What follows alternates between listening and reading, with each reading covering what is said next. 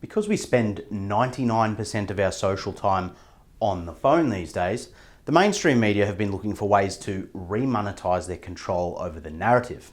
Their ambit claim was to simply have the government strong-arm Google and Facebook into handing over cash, considering a whole hell of a lot of what people share online is actually content created by the news media.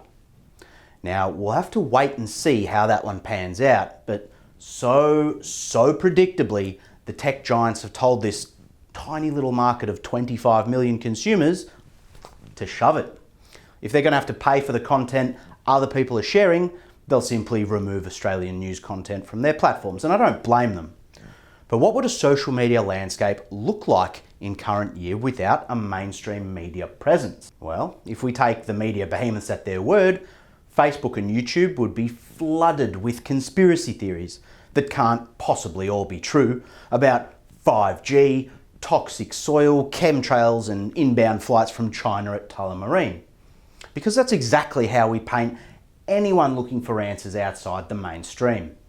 All these journalists in state press galleries have become little more than a conduit for state-sanctioned propaganda, as the premiers read the day's pandemic stats and get painted as strong leaders for saving us all from the plague. It's a really easy life at the moment, the press conference journo, just show up and swallow.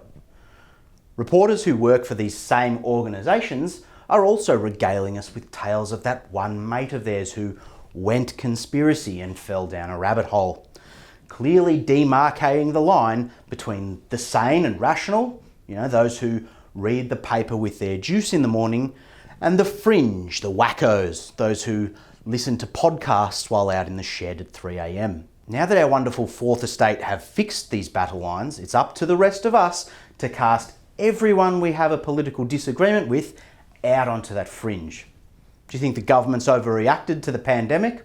Well, congratulations, you're now also an anti-vaxxer sovereign citizen who thinks Bill Gates teamed up with the CEO of China to transmit SARS coronavirus 2 all over the globe.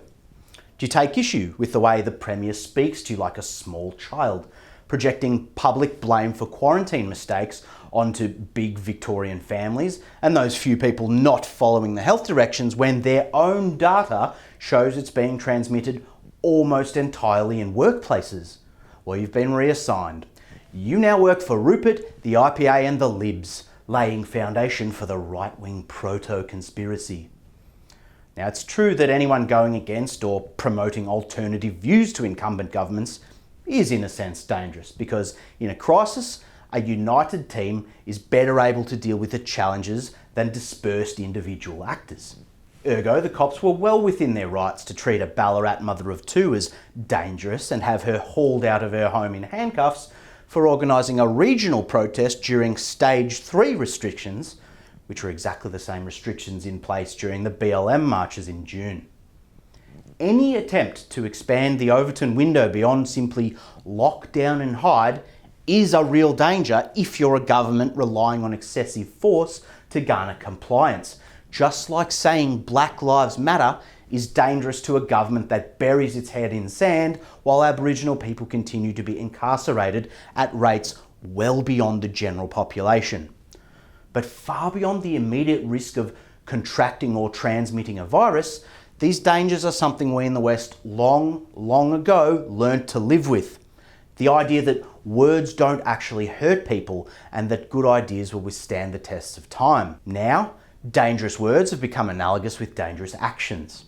Health autonomy is now unbridled selfishness. Protests are no more than breeding grounds for disease, and anyone who doesn't take the words of politicians as gospel is somehow the fringe lunatic not to be trusted in any conversation. The danger of our times is indisputable when Aussies trust their governments more than they trust each other. Are you, personally, an expert in epidemiology? No? Then how can your opinion on constitutional limits to government power have any relevance to anyone? Not black? Then you have absolutely no right to go to the BLM website and notice that the organisation is effectively a campaign tool for radical Democrats in the United States. Not a woman? Then your thoughts on whether life starts at conception are worthless. Not trans? then you can't possibly understand what sort of physical benefits going through puberty as a male might have for a mixed martial artist or AFL player. But how about this one? Does any of your household income derive from a public service job or government contracts? Yes? Then you have no right to tell anybody to just suck it up, it's only a few more weeks. Even though at this point I'm sure you've been saying that for nearly a year. If you're a part, even a small part, of the government apparatus imposing these lockdowns on individuals, small businesses, families and communities, but you haven't lost a dime of your own material income, you, my friend, are the problem.